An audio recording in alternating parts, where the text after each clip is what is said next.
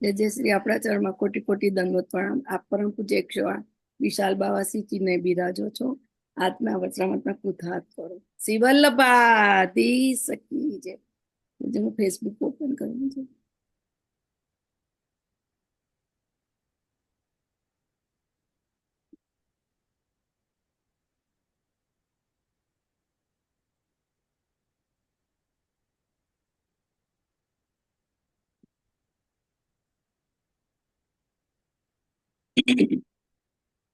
श्री कृष्णाय नमः। Zoom, Facebook और यूट्यूब के माध्यम से जुड़े देश विदेश के सभी गौड़ीय वैष्णवों का मैं विशाल बाबा बालबोध के 5वें सत्र के पहले दिन में खूब खूब स्वागत करता हूँ। पूर्व के सत्रों में श्री महाप्रभु जी अपन को मोक्ष के विषय में 4 शास्त्र बताए, जिससे 2 शास्त्र स्वतः मोक्ष के हैं और 2 शास्त्र परतः मोक्ष के हैं। स्वतः मोक्ष यानी आप खुद के प्रयत्नों से मोक्ष प्राप्त करते हो, और परतः मोक्ष यानी किसी और का आश्रय लेकर मुक्ति प्राप्त करना। तो स्वतः मोक्ष के अंतर्गत श्री महाप्रभु जी 2 शास्त्र का निरूपण करते हैं, सांख्य और योग। और परतः मोक्ष के अंतर्गत श्री महाप्रभु जी 2 शास्त्रों का निरूपण करते हैं, एक शिव जी का आश्रय लेकर मोक्ष प्राप्त करना और एक विष्णु जी का आश्रय लेकर मोक्ष प्राप्त करना। अब यहाँ महाप्रभु जी ने ब्रह्मा जी के विषय में इसलिए कुछ भी नहीं लिखा है क्योंकि ब्रह्मा जी का शिव जी और विष्णु जी की तरह पूज्यत्व नहीं है, उनकी ऐसी पूजा नहीं होती। क्यों? क्योंकि सबसे पहला कारण है सरस्वती जी के श्राप के कारण ब्रह्मा जी का पूज्यत्व समाप्त हो गया। दूसरा, ब्रह्मा जी सृष्टि का सर्जन करते हैं और मुक्ति प्रदान करना ये सर्जन से विरुद्ध कार्य है, इसलिए ब्रह्मा जी मोक्ष प्रदान नहीं करते। तो महाप्रभु जी ब्रह्मा जी के विषय में लिखते हैं, ब्रह्मा ब्राह्मणताम यात तद्रूपेण सुसेव्यते, कि भगवान ने ब्रह्मा जी को एक गुरु के रूप में स्थापित किया है। ब्रह्मा जी एक गुरु के रूप में उन्होंने वेदों को प्रकट किया, वेदों को प्रकट करके सप्त ऋषियों को पढ़ाया, सप्त ऋषियों ने अपने अपने शिष्यों को पढ़ाया, और इसी गुरु शिष्य की परंपरा में आज अपन तक वेद पहुंचे हैं। तो एक गुरु का काम फल देना नहीं होता है, मार्गदर्शन करना होता है। तो उसी रूप में ब्रह्मा जी का आदर होना चाहिए। अब ब्रह्मा जी के विषय को और स्पष्ट करते हुए महाप्रभु जी 11वें श्लोक में आज्ञा करते हैं, ते सर्वथा न चाद्येन शास्त्रम किंचित उदीरितम अतः शिवश्च विष्णुश्च जगतो हितकारको। ब्रह्मा जी की उपासना करने वालों को ब्रह्मा जी त्रिवर्ग प्रदान करते हैं। त्रिवर्ग यानी धर्म, अर्थ और काम, ये 3 प्रदान करते हैं, मोक्ष प्रदान नहीं करते। मोक्ष कौन प्रदान कर सकता है? तो केवल शिव जी और विष्णु जी ही आपकी सर्व प्रकार की कामनाओं को पूरा करने में सक्षम है या समर्थ है। सर्व प्रकार की कामना यानी मोक्ष इंक्लूडेड, धर्म, अर्थ, काम, मोक्ष सहित अगर आपकी कोई कामना हो तो उन कामनाओं की पूर्ति केवल शिव जी या विष्णु जी ही कर सकते हैं। और फिर आगे महाप्रभु जी लिखते हैं, वस्तुन स्थिति संहारो कार्यो शास्त्र प्रवर्तको। विष्णु जी और शिव जी ये केवल 4 पुरुषार्थ ही प्रदान नहीं करते, लेकिन साथ ही साथ जगत की स्थिति और संहार का कार्य करते हैं। और फिर पाशुपत शास्त्र और पंचरात्र शास्त्र जैसे शास्त्रों के प्रवर्तक भी हैं। अब आगे श्री महाप्रभु जी लिखते हैं, ब्रह्मैव तादृशम यस्मात् सर्वात्मक तयोदितो निर्दोष पूर्ण गुणता तत्तच्छास्त्रे तयो कृता।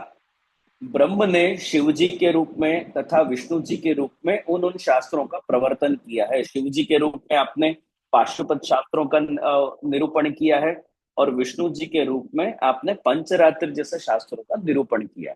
तो उन शास्त्रों को जब अपन देखते हैं तो उन उन शास्त्रों में आपको वही सर्वस्व, निर्दोष और पूर्ण गुण वाले बताए गए हैं। आप शिव पुराण देखो, शिव जी के द्वारा रचित जो शास्त्र है या शिव जी के लिए रचित जितने भी शास्त्र हैं, उपनिषद हैं, पुराण हैं, आप इनको देखोगे तो आपको वर्णन ऐसा ही मिलेगा जैसे कि शिव जी ही इस जगत के सर्वस्व हैं, शिव जी ही परब्रह्म हैं, शिव जी ने ही जगत की उत्पत्ति करी, स्थिति करी और लय करते हैं, शिव जी ही इस ब्रह्मांड के स्वामी हैं, शिव जी ही आदि पुरुष हैं, उनके बाद ही विष्णु जी और ब्रह्मा जी प्रकट हुए। ऐसा वर्णन अपने को शिव परक शास्त्रों में मिलता है। ठीक ऐसे ही आप जब विष्णु परक शास्त्रों को देखोगे, भागवत देखोगे, विष्णु पुराण देखोगे, अथवा तो अलग अलग आप उपनिषद देखोगे, तो उन उपनिषदों में अपन को विष्णु जी ही सर्वस्व है, इस प्रकार का अपने को वर्णन मिलता है। विष्णु जी की नाभि से ही ब्रह्मा जी की उत्पत्ति हुई, मूलतः तो विष्णु ही इस पूरे ब्रह्मांड के नियंता है, स्वामी है, इस प्रकार का वर्णन विष्णु परक शास्त्रों में मिलता है। अब प्रश्न ये उत्पन्न होता है कि इसमें से कौन सही है और कौन गलत है, कौन बड़ा है कौन छोटा है, किसके शास्त्र को माने किस शास्त्र को नहीं माने। और इसी विषय के ऊपर इन दोनों के जो भक्त हैं वो एक दूसरे से झगड़ते रहते हैं। एक पक्ष बोलेगा राम अवतार के समय पे तो शिव जी, रामचंद्र जी ने शिव जी की पूजा करी थी, इसलिए शिव जी सर्वस्व हैं, शिव जी ऊंचे हैं, श्रेष्ठ हैं। फिर दूसरा पक्ष बोलेगा भाई कृष्ण अवतार के समय पे तो शिव जी भगवान श्री कृष्ण के दर्शन के लिए पधारे थे, उनने तो जोगी लीला भी करी, रास के दर्शन करने भी अलग से वो पधारे, तो कृष्ण श्रेष्ठ हैं, शिव जी गौण है। इस प्रकार से दोनों एक अपने अपने देवता को श्रेष्ठ बताते हैं और दूसरे को गौण बताते हैं। जो जिनका भक्त है वो उनको श्रेष्ठ बताता है, उसमें कोई आपत्ति नहीं है, ऐसा होना ही चाहिए। लेकिन आपत्ति कहाँ है, जब आप दूसरे को गौण बताते हो, वो गलत है। ये सारा क्लेश अपनी अज्ञानता के कारण है। इस प्रकार का क्लेश, इस प्रकार से झगड़ा करके अपन केवल अपनी अज्ञानता का ही प्रदर्शन कर रहे हैं। जो शिव भक्त हैं उनके लिए तो शिव जी ही परम तत्व होने चाहिए, शिव जी को परम तत्व मानकर ही उनको उपासना करनी चाहिए, तभी उनको मुक्ति मिलेगी। लेकिन इसका यह मतलब नहीं है कि शिव जी परम तत्व है तो सामने वाला नीचा है, नहीं। आप अपने इष्ट देव को परम तत्व मान के जब उपासना करोगे तब आपका उद्धार होगा, आपका कल्याण होगा। बस एक को ऊंचा मानना इसका मतलब ये नहीं कि दूसरे को नीचा मानो। जैसे ही आप दूसरे को नीचा मानोगे या दूसरे के लिए मन में वैर भाव या गौण भाव लेकर आओगे तो आपका अपराध हो जाएगा। और आप अगर मुक्ति की इच्छा से शिव भक्ति कर रहे हो तो वो मुक्ति आपको नहीं मिलेगी। अगर आप विष्णु भक्त हो तो आपको विष्णु जी को ही सर्वस्व मान के भजना चाहिए, तभी आप उनसे भी मुक्ति प्राप्त कर पाओगे। लेकिन अगर आप पुष्टि भक्त हो, आप ना शिव भक्त हो, आप ना विष्णु भक्त हो, अगर आप पुष्टि भक्त हो तो पुष्टि भक्तों को श्री महाप्रभु जी समझाते हैं कि शिव जी के नाम पर या विष्णु जी के नाम पर इन इन शास्त्रों में जो भी वर्णन मिलता है वो मूलतः तो अपने घर में विराजते ठाकुर जी का ही वर्णन है। ब्रह्म कुछ कार्य शिव के रूप में करते हैं, कुछ कार्य विष्णु के रूप में करते हैं और कुछ कार्य ब्रह्मा जी के रूप में करते हैं। ब्रह्म सत्व गुण को धारण करके, ब्रह्म के सत्व गुण को धारण करके विष्णु जी प्रकट हुए, ब्रह्म के रजोगुण को धारण करके ब्रह्मा जी प्रकट हुए और ब्रह्म के तमोगुण को धारण करके शिव जी प्रकट हुए।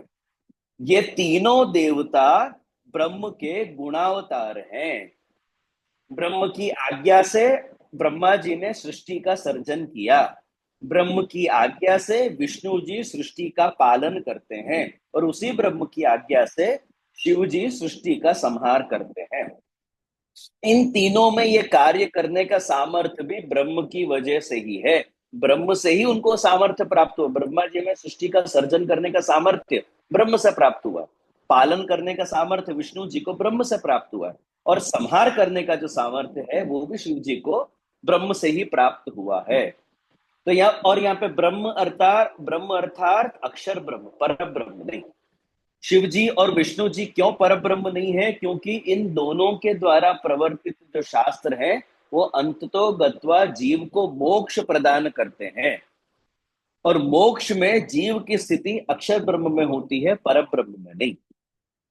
और इसी अक्षर ब्रह्म और परब्रह्म की चर्चा को श्री महाप्रभु जी सिद्धांत मुक्तावली में समझाते हैं कि परब्रह्म तो कृष्णो ही सच्चिदानंदकम बृहत, परब्रह्म तो एकमात्र भगवान श्री कृष्ण ही हैं। पर परब्रह्म अक्षर ब्रह्म को कुछ सामर्थ्य देते हैं, अक्षर ब्रह्म से इन तीनों देवताओं की उत्पत्ति है और इन तीनों देवताओं को अक्षर ब्रह्म ने ही वो कार्य सौंप के रखे हैं। और यही बात गीता जी में भगवान श्री कृष्ण अपन को 7वें अध्याय में समझाते हैं, सतया श्रद्धया युक्त तस्य आराधन मीहते लभते च ततः कामान मय्येव विहितान हिता। दूसरे देवताओं के शरण में जाकर आप उनसे जो कुछ भी प्राप्त करते हो, वास्तव में उनको वो सब कुछ देने वाला मैं ही हूं। मैंने आपको पिछली बार भी महाभारत का उदाहरण दिया था। महाभारत में जब पांडवों को वनवास हुआ तो भगवान ही अर्जुन को आज्ञा करते हैं कि तो एक काम कर, तू वनवास के समय ब्रह्मा जी की उपासना कर और उनसे ब्रह्मास्त्र को प्राप्त कर, शिव जी की उपासना कर और पाशुपत अस्त्र को प्राप्त कर। विष्णु की उपासना कर, नारायण अस्त्र को प्राप्त कर। देवी की उपासना कर, देवी के अस्त्रों को प्राप्त कर। तो यह प्रश्न ये है कि ब्रह्मा जी के पास अस्त्र कहां से आया, शिव जी के पास अस्त्र कहां से आया, विष्णु जी के पास वो अस्त्र कहां से आया, देवी के पास कहां से आया। तो भगवान अर्जुन को कह रहे हैं कि उनको देने वाला मैं ही हूं, तो तू इनकी आराधना करके इनको प्राप्त कर। डायरेक्टली ठाकुर जी ये वस्तु प्रदान नहीं करते। अगर आपको ठाकुर जी से अमुक वस्तुओं की आवश्यकता है, ठाकुर जी आपको दूसरे देवी देवताओं की तरफ डाइवर्ट कर देंगे। आप बोलो हे भगवान मने खूब पैसा आपो, ठाकुर जी कहेंगे तू लक्ष्मी जी की उपासना कर। मने खूब विद्या आपो, तो भाई तू सरस्वती की उपासना कर। हे भगवान मारा पाप ने हरी लो, भगवान बोलेंगे काम कर, तू गंगा में स्नान करके आ जा। तो लक्ष्मी जी में द्रव्य देने का सामर्थ्य, सरस्वती जी में विद्या देने का सामर्थ्य, गंगा जी में पाप धोने का सामर्थ्य, ये सब सामर्थ्य उनको भगवान से ही प्राप्त होता है, उनका स्वतंत्र सामर्थ्य नहीं है। तो यह कहने का तात्पर्य कि शिव जी और विष्णु जी, इनसे प्रवर्तित शास्त्र में जीव को मुक्ति प्राप्त होती है और मुक्ति से जीव अक्षर ब्रह्म में स्थित करता है। इसलिए ये अक्षर ब्रह्म के ही परक है, पर ब्रह्म नहीं है। ना शिव जी पर ब्रह्म है, ना विष्णु जी पर ब्रह्म है। पर ब्रह्म के लक्षण अगर अपन को दिखते हैं तो वो अपने ठाकुर जी ही कुछ लीला विष्णु के द्वारा करते हैं, कुछ लीला शिव जी के द्वारा करते हैं। पुरुषोत्तम जी अपन को समझाते हैं कि महाभारत के शांति पर्व में वैशंपायन ऋषि अपन को समझाते हैं कि सांख्य, योग, पंचरात्र, पाशुपत, वेद, ये सारे जो शास्त्र हैं, ये पांचों शास्त्र ज्ञान के शास्त्र हैं। इन शास्त्रों का अध्ययन करने से अपन को ज्ञान प्राप्त होता है और ज्ञान मुक्ति का कारक है। ज्ञान भक्ति का कारक नहीं है, ज्ञान हमेशा मुक्ति का कारक है। भक्ति में भी ज्ञान की आवश्यकता है, पर थोड़ी सी, बहुत ज्यादा नहीं, थोड़ी सी। लेकिन अगर आपको ज्यादा ज्ञान हो जाए तो आपकी भक्ति खंडित हो जाएगी और जीव मुक्ति की तरफ आगे बढ़ जाता है। तो ये सभी शास्त्र भगवान परक है, अंततोगत्वा भगवान का ही प्रतिपादन करते हैं। आप शिव जी बोलो, विष्णु जी बोलो, कपिल देव जी बोलो, व्यास जी बोलो, आप पातंजल ऋषि बोलो, इन सभी शास्त्रों के मूल रचयिता तो भगवान ही है। भगवान ही इन देवताओं में अथवा तो इन ऋषियों में आविष्ट होकर इन शास्त्रों को प्रकाशित किया है। आप पूछो कि जैसे पंचरात्र के उपदेष्टा तो नारद जी हैं, तो नारद जी हैं, बिल्कुल सही बात है, लेकिन क्या वो नारद जी का स्वतंत्र सामर्थ्य है? तो नहीं। भगवान कृष्ण ही जब तक नारद जी में आविष्ट होकर आविष्ट नहीं हो जाए, तब तक नारद जी पंचरात्र जैसे शास्त्रों को प्रकट नहीं कर सकते। तो मैं आपको लौकिक उदाहरण दूं। आप बोलो कि भाई विशाल बाबा हमको षोडश ग्रंथ बहुत सरलता से समझाते हैं, तो वो विशाल बाबा का सामर्थ्य है? तो नहीं, वो विशाल बाबा का सामर्थ्य नहीं है, वो श्री महाप्रभु जी का सामर्थ्य है। आज भले मैं निमित्त हूं, पर मेरा स्वतंत्र सामर्थ्य नहीं। श्री महाप्रभु जी सामने किस प्रकार का वैष्णव है, उस किस प्रकार के अधिकार का वैष्णव है, उसको ध्यान में रख के महाप्रभु जी ही हमसे बुलवाते हैं। इसलिए अपन सबकी निष्ठा महाप्रभु जी में होनी चाहिए, वक्ता में नहीं। तो यह समझने की बात यह है कि कोई भी देवता किसी से ना ऊंचा है ना किसी से नीचा है, और जितने भी देवता हैं उन देवताओं में जो भी शक्ति है वो शक्ति उनको ब्रह्म से ही प्राप्त हुई है। अब यह आप लोगों के मन में एक प्रश्न उत्पन्न हो सकता है कि इतने सारे मार्ग और इतने सारे शास्त्र बनाने की आवश्यकता क्या थी? जैसे अन्य धर्मों में या अन्य संप्रदायों में या अन्य जगह पे अपन देखते एक ही पुस्तक, एक ही भगवान और एक ही देवता हो तो कितना सरल हो जाए सबके लिए। तो इसका कारण महाप्रभु जी अपन को सिद्धांत मुक्तावली में समझाते। कामाचारास्तु लोकेस्मिन् ब्रह्मादिभ्यो न चान्यथा परमानंद रूपे तु स्वात्मनि निश्चय कृष्णे स्वात्मनि निश्चय अतस्तु ब्रह्मवादेन कृष्ण बुद्धिर विधीयताम्। प्रत्येक जीव पुष्टि भक्ति का अधिकारी नहीं होता, हर कोई भक्ति का भी अधिकारी नहीं होता। जो भक्ति का अधिकारी नहीं है, जिसमें भी जो पुष्टि भक्ति का अधिकारी नहीं है, वो कहां जाएगा? जिसका अधिकार भगवान श्री कृष्ण को प्राप्त करने का नहीं है, वो शिव जी में जाएगा, विष्णु जी में जाएगा, शक्ति में जाएगा, सांख्य में जाएगा, योग में जाएगा, अथवा तो प्रवाही बन जाएगा। जिसका जहां अधिकार है वो वहां जाएगा, और जो जहां का है उसी मार्ग के थ्रू उसका कल्याण होगा। अलग अलग प्रकार के जीवों के लिए, अलग अलग प्रकार के अधिकार वाले जीवों के लिए ही भगवान ने अलग अलग प्रकार के शास्त्रों की रचना करी है। सबको आप एक शास्त्र, एक पुस्तक, एक देवता, एक संत के अंदर बांध नहीं सकते हो। जरूरी नहीं है कि सबकी आसक्ति कृष्ण में हो, जरूरी नहीं कि सबकी आसक्ति शिव जी में हो, जरूरी नहीं कि सबकी आसक्ति कृष्ण विष्णु में हो। जिसकी जहां आसक्ति है, जो जिसमें भगवान के दर्शन करता है, वो उस मार्ग में जाए, उस संप्रदाय में जाए, उस देवता को माने और उस देवता के अनुसार अपना कल्याण सिद्ध करे। इसलिए भगवान ने ही अलग अलग प्रकार के जीवों के लिए, अलग अलग अधिकार वाले जीवों के लिए अलग अलग प्रकार के शास्त्रों की रचना अमुक देवताओं से करवाई और अमुक ऋषियों से करवाई। तो इस प्रकार से श्री महाप्रभु जी ने अभी तक अपन को यह समझाया कि अन्य देवों की उपासना करने से अपने को कौन सा फल प्राप्त होता है, उनको वो फल प्रदान करने का सामर्थ्य कहां से मिला है, स्वतः मोक्ष क्या है, परतः मोक्ष क्या है। अब आगे श्री महाप्रभु जी 13वें और 14वें श्लोक में अपन को यह समझाते हैं कि जो पंचरात्र का अनुसरण करता है, जो पाशुपत शास्त्र का अनुसरण करता है, उसको किस प्रकार का फल मिलता है। धारो कि आप शिव जी के मार्ग पे चले गए या विष्णु जी के मार्ग पे चले गए, तो अब आपको किस प्रकार का फल प्राप्त होगा। तो महाप्रभु जी आज्ञा करते हैं, भोग मोक्षे फले दातुम शक्तौ द्वावपि यद्यपि भोग शिवेन मोक्षस्तु विष्णुनेति विनिश्चयः लोके पे यत् प्रभुर्भुंक्ते तन्न यच्छति करिचित्। भोग और मोक्ष फल के दो ही प्रकार हैं। फल अगर आपको चाहिए तो आपको इन दो में से कोई एक फल चाहिए, या तो आप भोग के लिए करोगे या तो आप मोक्ष के लिए उपासना करोगे। जरूरी नहीं है कि उपासना करने वाला प्रत्येक जीव मोक्ष की कामना से ही उपासना करे। कोई द्रव्य प्राप्ति के लिए विष्णु या शिव की उपासना कर सकता है, कोई संतान की कामना से कर सकता है, कोई सुख समृद्धि की कामना से उपासना करता है, कोई स्वर्ग प्राप्ति के लिए उपासना करता है। लौकिक और पारलौकिक कामनाओं की पूर्ति के लिए भी कुछ लोग हैं जो शिव जी या विष्णु जी की उपासना करते हैं। अब देखो, एक बात ध्यान से समझो, भगवान ने 3 प्रकार के जीव बनाए, सात्विक, राजस और तामस। सात्विक भक्तों को ही मुक्ति की इच्छा होती है। जो सात्विक भक्त हैं, जो सत्वगुण प्रधान है, उन्हीं को मुक्ति की इच्छा होगी। लेकिन जो राजसिक और तामसिक भक्त हैं, उनको मुक्ति की इच्छा नहीं होती। उनको सांसारिक सुखों की ही कामना रहती है। उनको कि मने आ मળી जाए तो सारू, आ मળી जाए तो सारू, आटलू મળે तो सारू, आटलू મળે तो सारू। तो जे लोको बहु लाव लाव लाव लाव करता है ना, तो समझी लेવું कि या तो राजसिक या तो तामसिक प्रवृत्ति ना छे।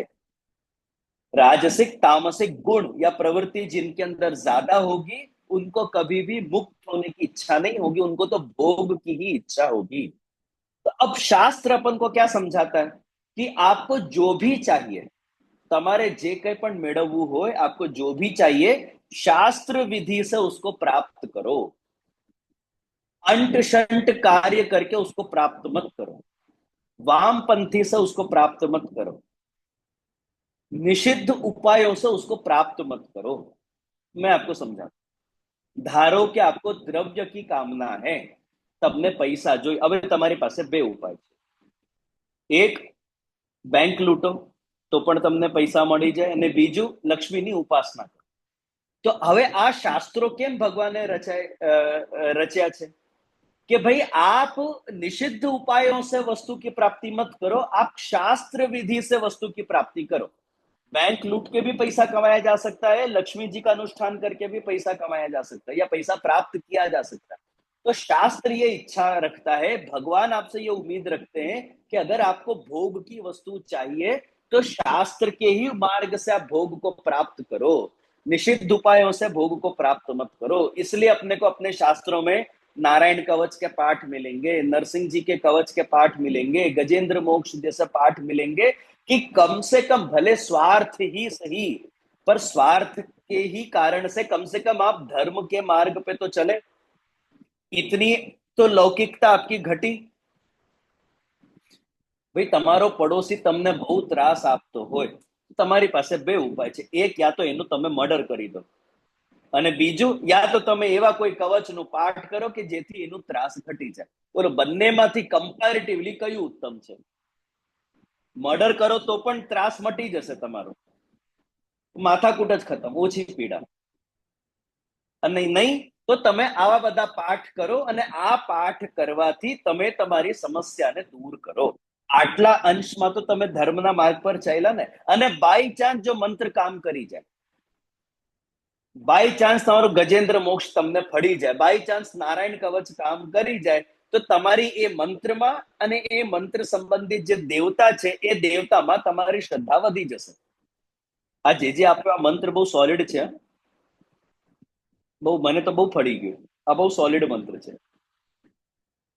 तो आप शिव जी की उपासना करो या आप विष्णु जी की उपासना करो, आपको दो ही प्रकार के फल मिलेंगे. या तो आपको भोग की इच्छा होगी और या तो आपको मोक्ष की इच्छा होगी. शिव जी और विष्णु जी दोनों ही दोनों देने में समर्थ हैं. હવે ધ્યાનથી સમજજો. शिवजी और विष्णु जी, ये दोनों देवता दोनों देने में समर्थ है. शिव जी आपको भोग भी दे सकते हैं, मोक्ष भी दे सकते हैं.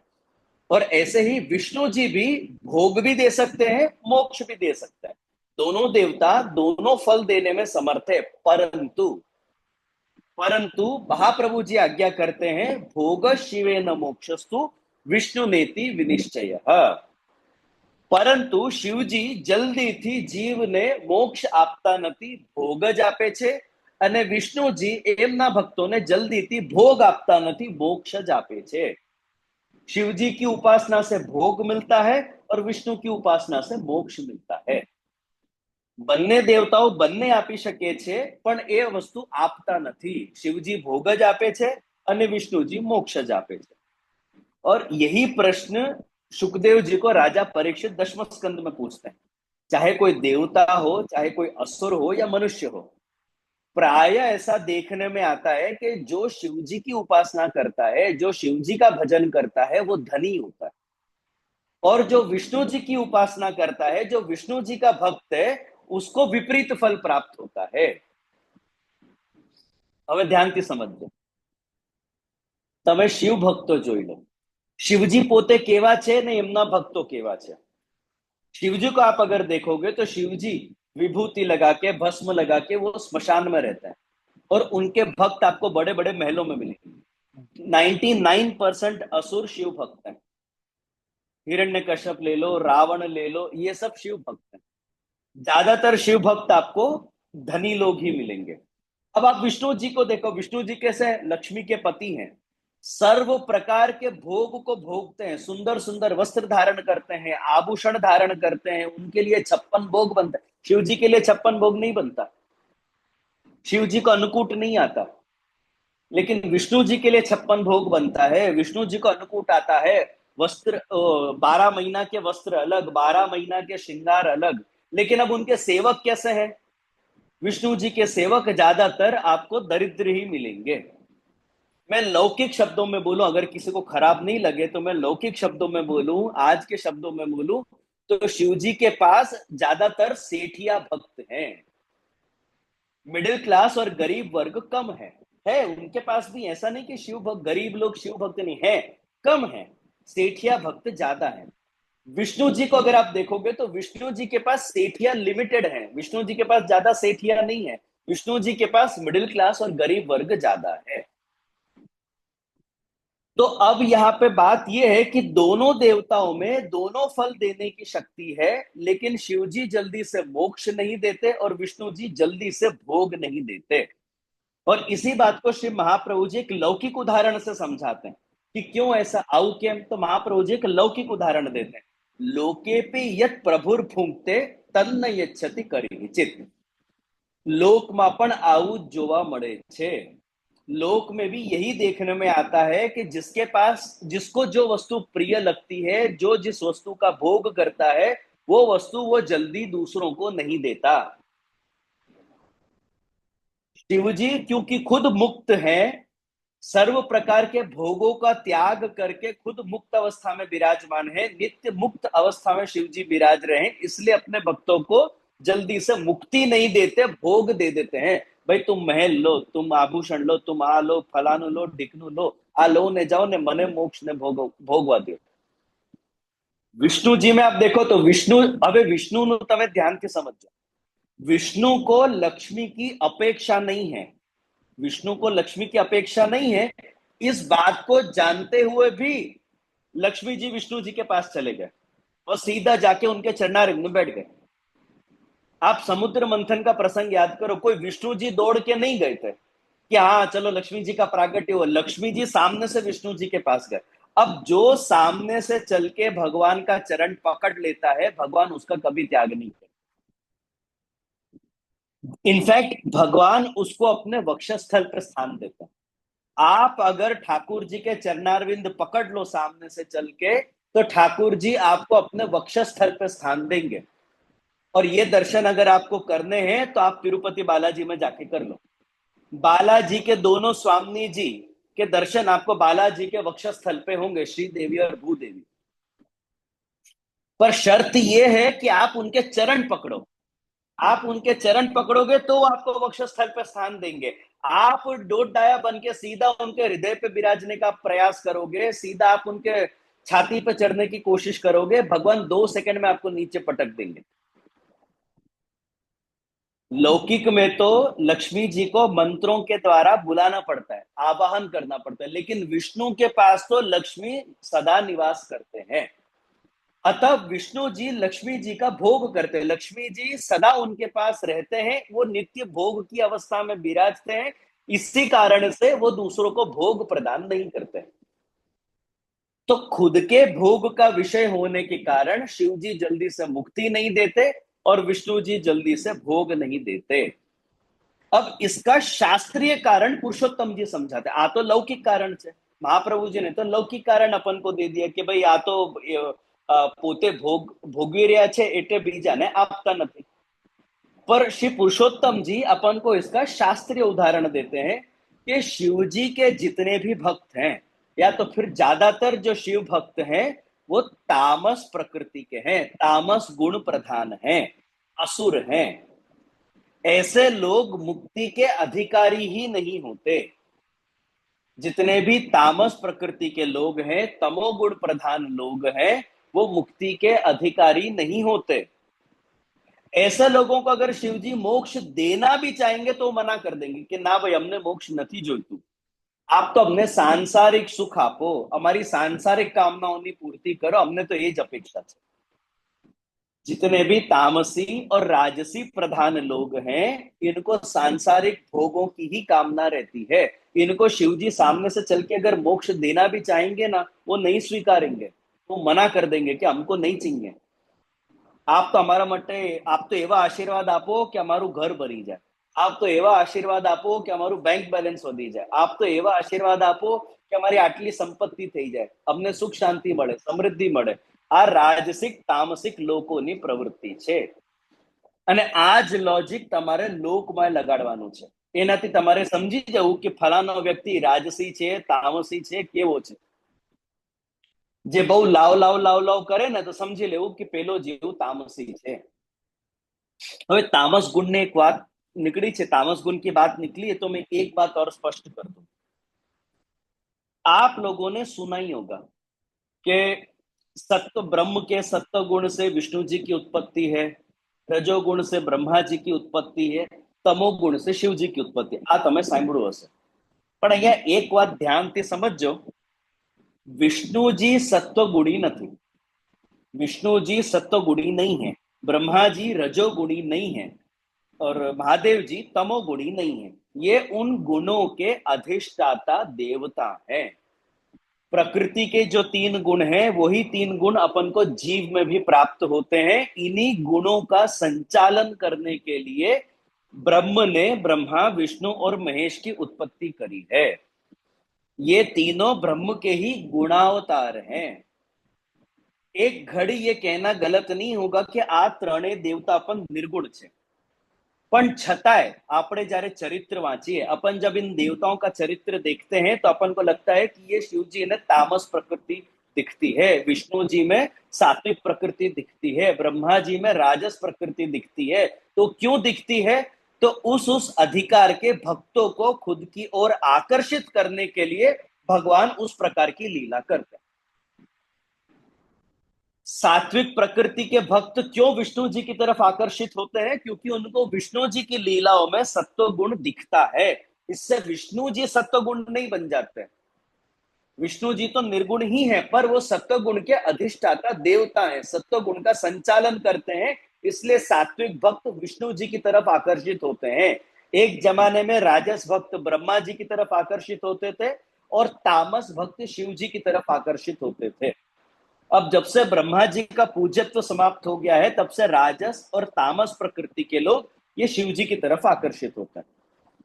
तो सत्वगुण प्रधान को विष्णु जी अच्छे लगेंगे, वो विष्णु के उपासक बनेंगे, और रजोगुण और तमोगुण प्रधान जो लोग हैं वो महादेव जी के उपासक बनते हैं। अब यहाँ एक प्रश्न और उत्पन्न होता है। श्री पुरुषोत्तम जी एक प्रश्न और उत्पन्न कर रहे हैं, भाई तमे कीधु એ બરાબર છે, શિવજી ભોગ આપે છે, મોક્ષ નથી આપતા, અને વિષ્ણુજી મોક્ષ આપે છે, ભોગ નથી આપતા. વાત તમારી એકદમ બરાબર છે, પણ પુરાણમાં અમુક પ્રસંગ એવા મળે છે આપણને કે જ્યાં શિવજી મોક્ષ આપે છે અને વિષ્ણુજી ભોગ આપે છે. હવે એનો શું કારણ?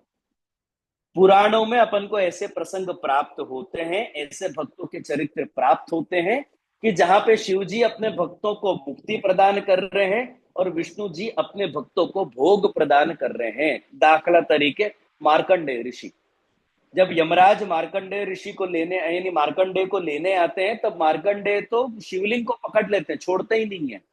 स्वयं शिवजी पधारते हैं, यमराज को परास्त करते हैं युद्ध करके, और फिर मार्कंडेय ऋषि को अमरत्व नहीं, दीर्घायु प्रदान करते हैं, और दीर्घायु के बाद उनको मुक्ति प्रदान करते हैं. ठीक ऐसे ही गजासुर का प्रसंग अपन को मिलता है. गजासुर भी शक्तिशाली असुर था जिसका वध शिवजी ने किया, पर शिवजी वध करके उसको मोक्ष प्रदान करते, उसकी मुक्ति हो जाती है. जलंधर जलंधर का प्रसंग ले लो, तुलसी का. विष्णु की मदद से भगवान शिवजी जलंधर का वध करते हैं और फिर उसको मोक्ष प्रदान करते हैं.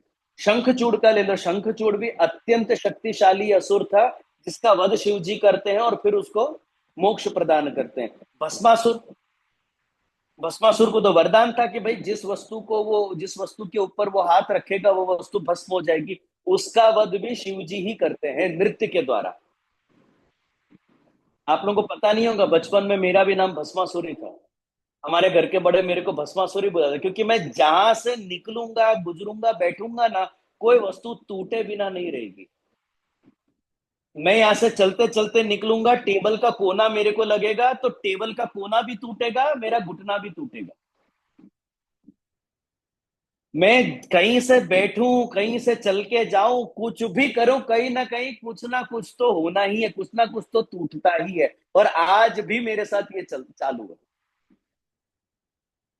तो मेरे को पहले सब भस्मासुरी बोलते, ये जहां से जाएगा वहां पे कुछ ना कुछ तोड़ता हुआ ही जाएगा. कभी कुर्सी टूट जाएगी, कभी टेबल टूट जाएगा, कभी फोन टूट जाएगा, कभी टैप टूट जाएगा, कभी कुछ कभी कुछ.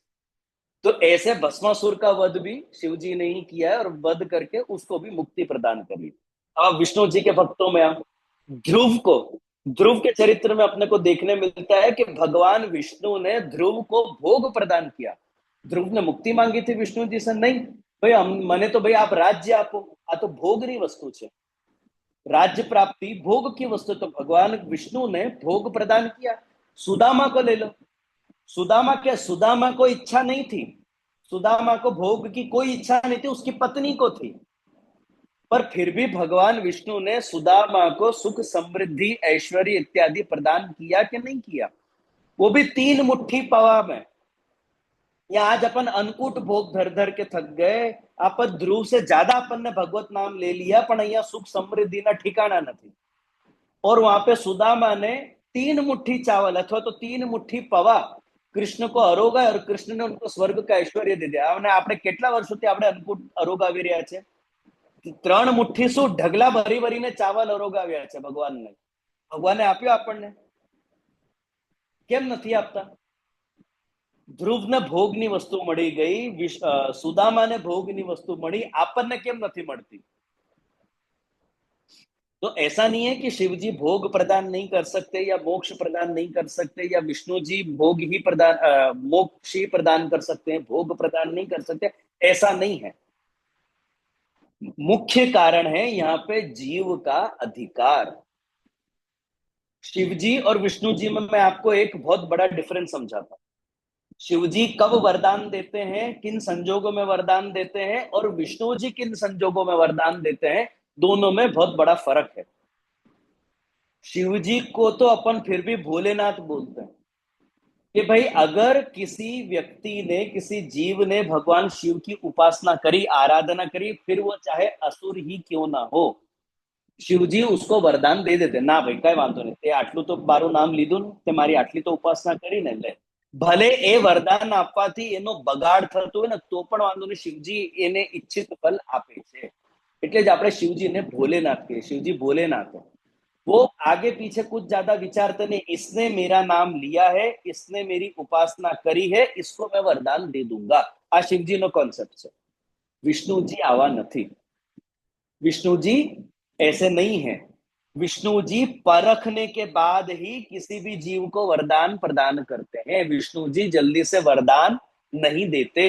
विष्णु जी उसके अधिकार की चकासनी करते हैं। विष्णु जी देखते हैं कि आ वरदान આપવાથી આનો હિત થશે કે અહિત થશે। શિવજી આટલું નથી વિચારતા, એને મારું નામ લીધું છે ને એને આ ફલની ઈચ્છા કરી છે, હું એને આ ફલ આપી દઈશ, ખલાસ, શિવજીનું પૂરું થઈ ગયું ત્યાં। तो विष्णु जी आवा नहीं। विष्णु जी अधिकार की चकासनी करते हैं कि ये वरदान देने से इसका हित होगा कि अहित होगा। अगर वरदान देने से जीव का कल्याण होता तो ही विष्णु जी वरदान देते हैं। अगर वरदान देने से जीव का अकल्याण होगा तो आप गम्मे तेटला पाठ करो, तमने भगवान फल नहीं आपे। ભગવાન આપતા જ નથી। ઇનફેક્ટ તમારા પાઠમાં કે તમારા અનુષ્ઠાનમાં ભગવાન વિક્ષેપ ઉત્પન્ન કરશે કે જેથી એ કર્મ તમારું પૂરું નહીં થાય, ને કર્મ પૂરું નહીં થાય તો ફલ આપવાનો કોઈ પ્રસંગ જ નહીં ઉત્પન્ન થાય। તમારા પ્રયત્નોમાં પ્રતિબંધ કેમ ઉત્પન્ન થાય છે આનાથી તમારે સમજી લેવું। જો પ્રતિબંધ ઉત્પન્ન નહીં થાય, તમે અમુક પ્રયત્નો કરો ને જો પ્રતિબંધ ઉત્પન્ન નહીં થાય ને એ વસ્તુ તમને મળી જાય, એનાથી કદાચ તમારો અકલ્યાણ થઈ શકે છે। એટલે ભગવાન ત્યાં પ્રતિબંધ ઉત્પન્ન કરે છે, એ વસ્તુ તમને નથી આપતા કારણ કે એનાથી તમારો અકલ્યાણ થશે। જો તમારો કલ્યાણ થતો હોય તો ભગવાનને કોઈ પ્રતિબંધ, ભગવાન પ્રતિબંધ નથી ઉત્પન્ન કરતા। પ્રતિબંધ ભગવાન ક્યારે ઉત્પન્ન કરે છે? જ્યારે એક વસ્તુ આપવાથી તમારો અકલ્યાણ થાય છે। હું એક લૌકિક દાખલો આપું તમને। लौकिक में भी अभी आजकल कोई फॉलो नहीं करता, लेकिन मेरे जनरेशन तक तो फॉलो होती थी। आजकल का बहुत कम हो गया है, लेकिन मेरे जनरेशन तक तो फॉलो होती थी। एक पिता अपने बच्चे की उम्र, बच्चे की वय और उसके लक्षण देखकर उसको पॉकेट मनी देता है।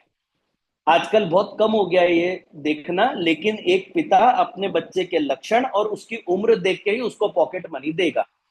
अगर उसके लक्षण देखे बिना उसको पॉकेट मनी दे दे तो वो पॉकेट मनी उस बच्चे का अहित करेगी, अकल्याण करेगी। पिता उतनी ही पॉकेट मनी देता है जिससे उसको लगे कि मेरे बच्चे का अकल्याण नहीं हो।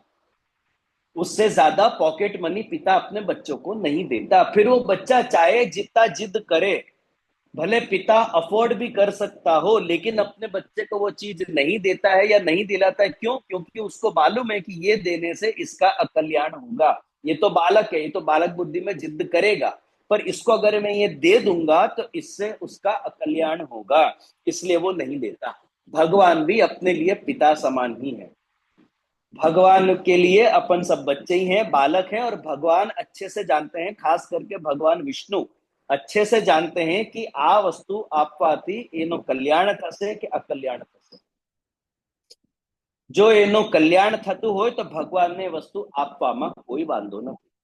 इनफैक्ट अगर आपका कल्याण होता हो तो भगवान आपके मांगने से पहले ही आपको प्रदान कर देते, आपको मांगने का भी मौका नहीं देते। लेकिन अगर आपका अकल्याण होगा उस वस्तु से तो आप चाहे जितना मांगो भगवान प्रदान नहीं करते हैं। तो भोग देने के पीछे का कारण या मोक्ष देने के पीछे का कारण एक ही है, वो है जीव का कल्याण। भोग आपको तभी मिलेगा अगर उससे आपका कल्याण होता हो, मोक्ष भी आपको तभी मिलेगा अगर उससे आपका कल्याण होता हो। अगर आपका वो अधिकार हो तो ही आपको मिलेगा, नहीं तो आपको ये दोनों वस्तु भगवान विष्णु नहीं देते हैं। आपके अधिकार अनुसार ही आपको फल प्रदान करते हैं। शिव जी ऐसे नहीं है। शिव जी भोग भी जल्दी से देते हैं, जल्दी से मोक्ष नहीं देते, पर भोग तो शिव जी एकदम आराम से दे देते हैं जीव को। मेरे टाइम पे भी ऐसा ही था। मेरे भी पिताजी मेरे को, मैं आपको एकदम 2007 की मैं बात बताता हूँ। 2007 में मैं कॉलेज में आया था, तो 2007 में मेरे को पहली बार पॉकेट मनी मिली थी और मेरे पिता ने मेरे को 500 रुपए पॉकेट मनी दी। 500 रुपए में से भी 300 रुपए बस पास के जाते थे। मैं बस में कॉलेज जाता था, क्यों? क्योंकि मैं 18 हुआ नहीं था। मैं शायद अराउंड 17 कुछ था। तो मैं 16.5 था जब मैं कॉलेज फर्स्ट ईयर में गया था। तब मैं 16.5 साल का था। 1.5 साल बाद ही मेरे को लाइसेंस मिला, फिर मेरे को बाइक मिली। तो 1.5 साल के लिए मेरी पॉकेट मनी 500 रुपए थी। 500 रुपए से में से 300 रुपए बस पास के जाते थे। मेरे पास खर्चने के लिए खाली 200 रुपए थे। मतलब 200 रुपए से क्या होगा? तो मेरे को एक होता, तेरे को रुपए किस लिए चाहिए? खाना पीना है, घूमना फिरना, करना क्या है? खाना पीना अपने को है नहीं, घूमने फिरने के लिए बस पास ऑलरेडी बना के रखा हुआ है, तेरे को फिर और ज्यादा रुपए क्यों चाहिए? मेरे हाथ में 200 रुपए बचते थे हर महीने।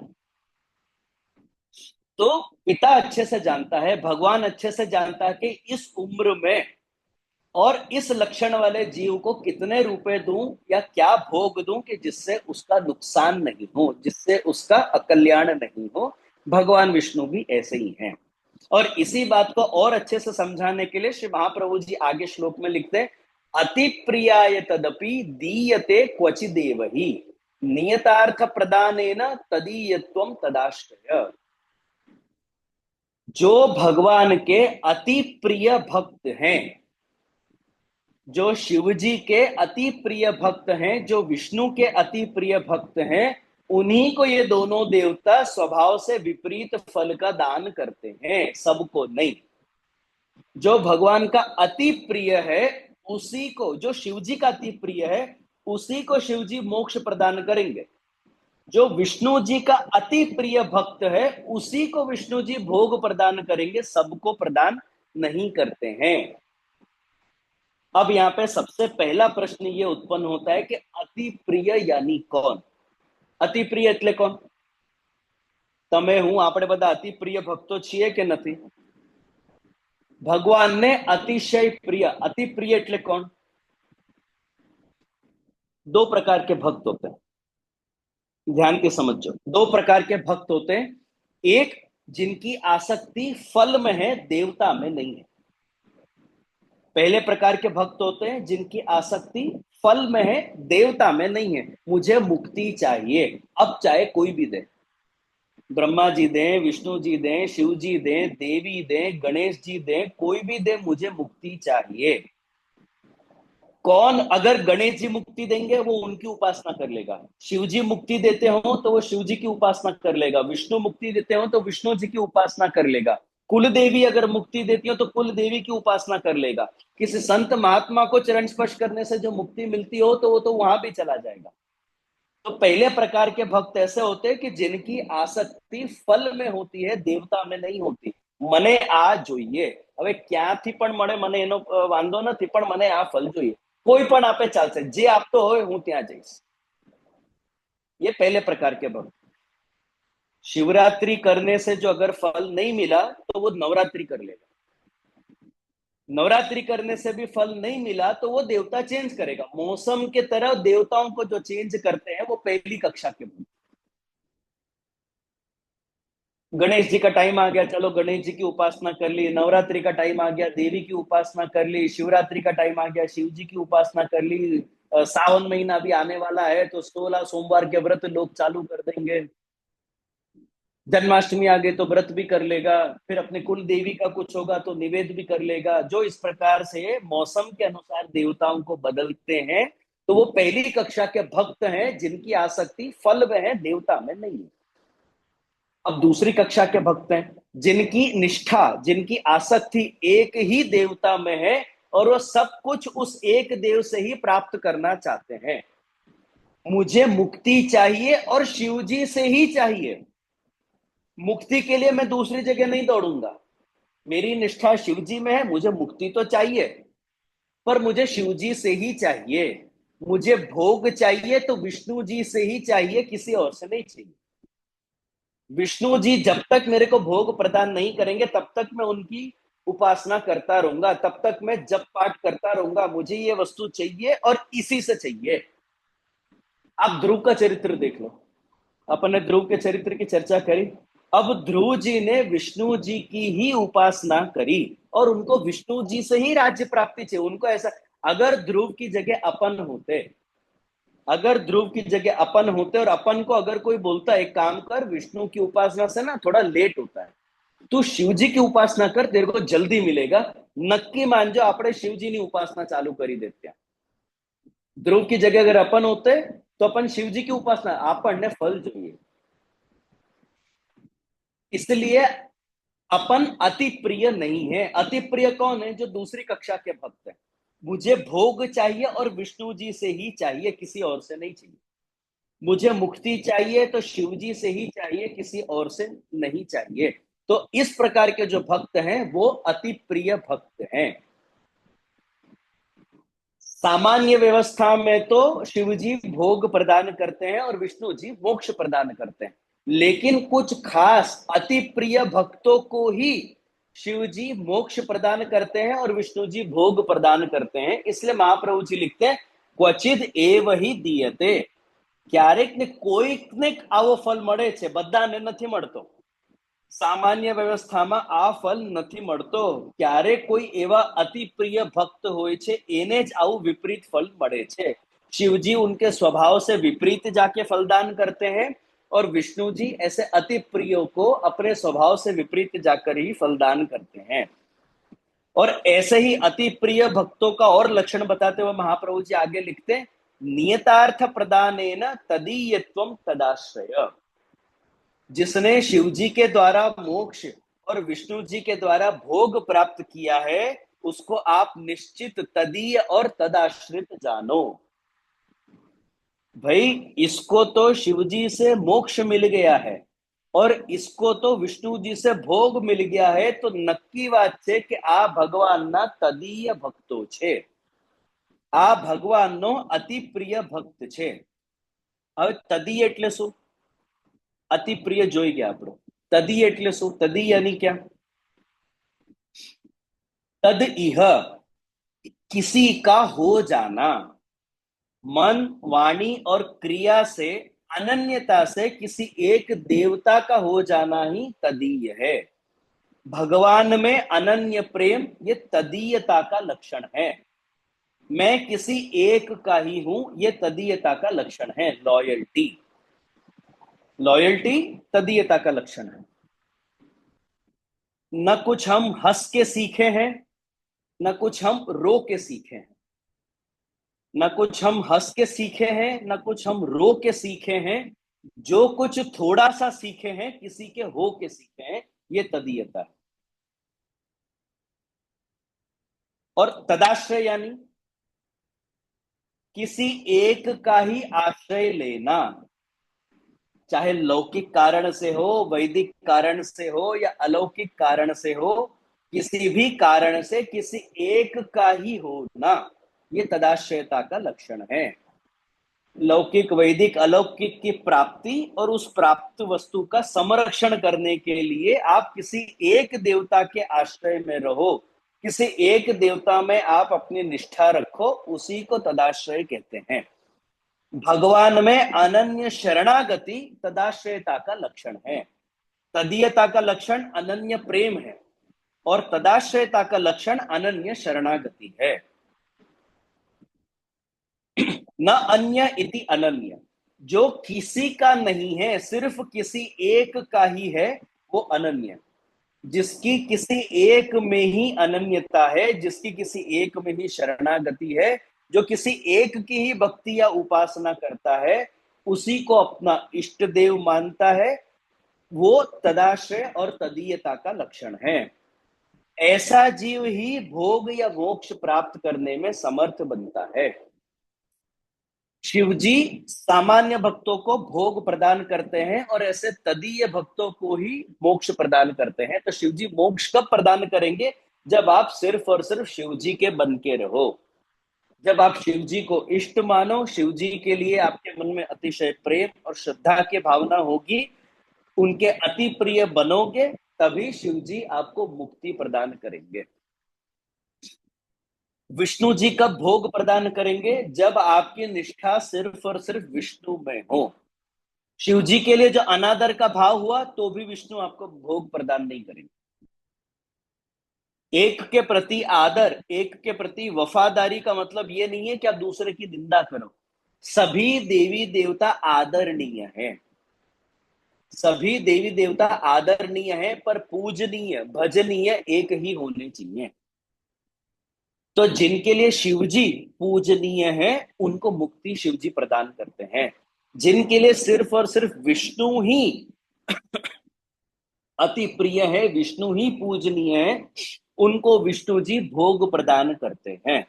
और जिनके भगवान श्री कृष्ण ही पूजनीय है, उन्हीं को भगवान भक्ति प्रदान करते हैं, पुष्टि प्रदान करते हैं। ये तीनों मार्ग के अंतर को अपने को समझ लेना चाहिए। किसी एक देवता में आपकी निष्ठा जब तक नहीं होगी तब तक आपको किसी भी प्रकार के फल की प्राप्ति नहीं होगी। आपको अगर भक्ति प्राप्त करना है तो आपको सिर्फ और सिर्फ भगवान श्री कृष्ण में ही आपकी निष्ठा, आपकी श्रद्धा होनी चाहिए। सभी का आदर होना चाहिए पर निष्ठा एक में होनी चाहिए। आपको अगर विष्णु से भोग प्राप्त करना है तो आपकी निष्ठा, आपकी वफादारी सिर्फ और सिर्फ विष्णु के प्रति होनी चाहिए। शिवजी से अगर आपको मोक्ष प्राप्त करना है तो आपकी वफादारी सिर्फ और सिर्फ शिवजी में रहनी चाहिए। वफादारी फल प्राप्ति के लिए आवश्यक है।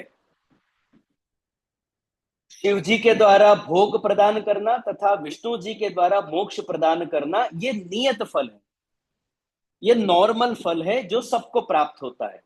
लेकिन नियत फल से विपरीत फल देने में श्री महाप्रभु जी आगे लिखते हैं, प्रत्येकम साधनम चैत द्वितीयार्थे महान श्रमः।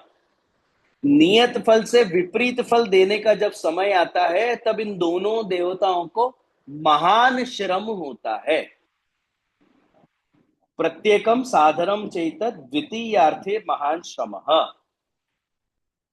अब भगवान को किस प्रकार से श्रम होता है, ठाकुर जी को महान, यानी भगवान विष्णु या भगवान शिव को मोक्ष या भोग प्रदान करने में महान श्रम क्यों होता है, इसकी चर्चा अपन कल के सत्र में करेंगे। आज अपन यहीं तक रखते हैं। बालबोध के सत्र एक एक घंटे के ही बहुत है, यही दिमाग में बैठ जाए तो आप समझो कि आपका उद्धार हो जाएगा। इससे ज्यादा मैं लूंगा ओवरडोज हो जाएगा, इसलिए आज अपन यहां तक रखते हैं। शिव जी को, विष्णु जी को, अपने भक्तों को विपरीत फल प्रदान करने में महान श्रम क्यों होता है, इसकी चर्चा अपन कल के सत्र में करेंगे। आज के सत्र में अभी तक यहां तक किसी को अगर कोई शंका हो आप लोग मुझसे पूछ।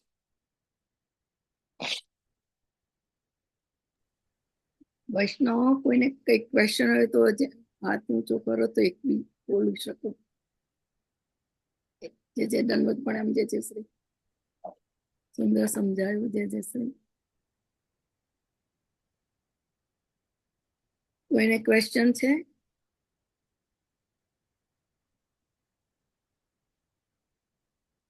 એક મિનિટ. અમિતભાઈ. હા અમિતભાઈ ખોલો.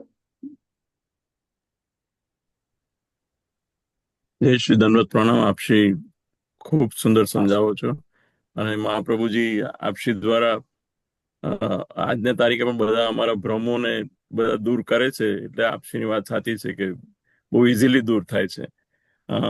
સંસ્કૃતનું જ્ઞાન ઓછું છે એટલે આ પ્રશ્ન પૂછી રહ્યો છું કે આપણે પાઠ કરતા હોય તો ભોગ શિવેન મોક્ષસ્તુ વિષ્ણુ નીતિ વિનિશ્ચય.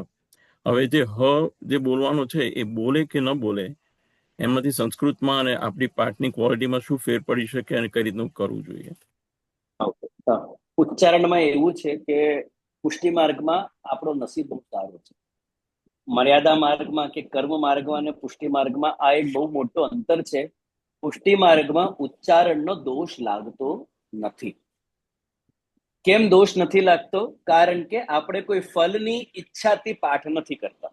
દોષ ક્યારે લાગે છે? જ્યારે તમે કોઈ ફલની અપેક્ષાથી તમે પાઠ કરો ને એમાં ઉચ્ચારણમાં જો ભૂલ ચૂક હોય તો તમે તમારા ફલથી વંચિત રહી જાઓ.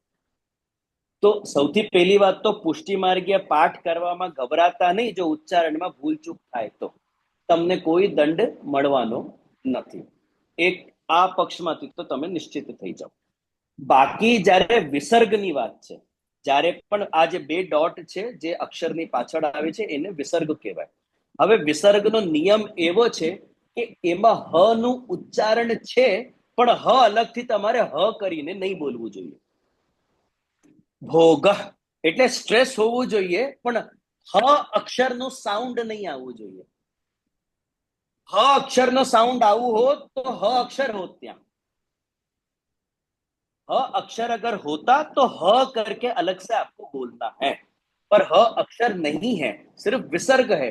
तो आपको विसर्ग में ह का खाली इफेक्ट होगा, पर अक्षर का उच्चारण नहीं. भोग यानी ग भी नहीं, ग ह है, पर ह जोर से आपने ज्यादा स्ट्रेस नहीं दिया है, खाली आपने ग के ऊपर थोड़ा वजन दे दिया. भोग शिवेन मोक्षस्तु विनिश्चय. चय करके नहीं आएगा, विनिश्चय. तो य और ह एक साथ जोड़ के बोलना है, पर ह अलग से आपको नहीं बोलना है. पर अगर बाई चांस आपसे उच्चारण में 19-20 हो जाता है तो आप घबराओ मत, कोई आपत्ति नहीं है, आपको कोई अपराध नहीं लगेगा. तो आप अपराध से आप निश्चिंत रह के प्रभु के पाठ करो. ऐसे ही कृष्ण में भी आता है, श्री कृष्ण शरणम मम. कृष्ण ह नहीं आएगा, कृष्ण. अणा के बाद विसर्ग है तो उस पर थोड़ा सा जोर होगा, श्री कृष्ण शरणम मम. तो फटाफट फटाफट बोलने में श्री कृष्ण शरणम मम, श्री कृष्ण शरणम मम, श्री कृष्ण शरणम मम होगा. पर अगर आप एक एक पे भार देके अगर आप बोलोगे तो श्री कृष्ण शरणम मम, ऐसा. ह है भी और नहीं भी. આઈફોન મીના તમારો વિડીયો ખોલો અને મીટ ઓપન કરો. हाँ जी धनवन. આપનો વિડીયો ઓપન કરશો પ્લીઝ? हाँ ठीक.